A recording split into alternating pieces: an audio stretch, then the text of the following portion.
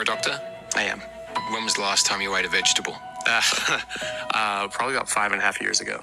Humans are apex predators, top of the food chain. What other apex predator eats salad? There are things in meat that you have to have that you cannot get from plants. But there is nothing in plants or fungus that you have to have that you cannot get from meat.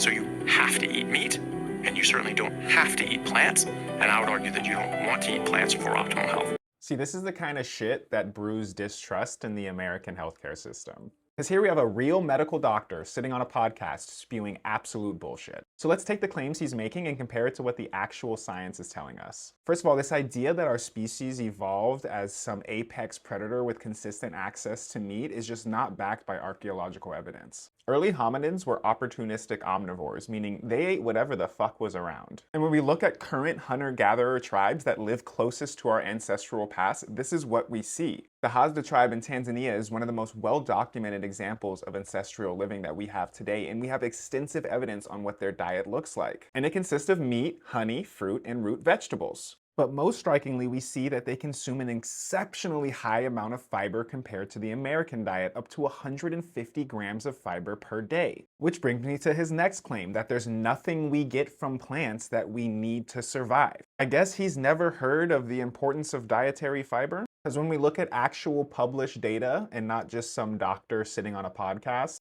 we consistently find that dietary fiber undermines metabolic disease by reducing weight, burning fat, improving insulin sensitivity, and lowering cholesterol and blood pressure. In this context, it comes as little surprise that those who consume more fiber live longer with less risk of cardiovascular disease.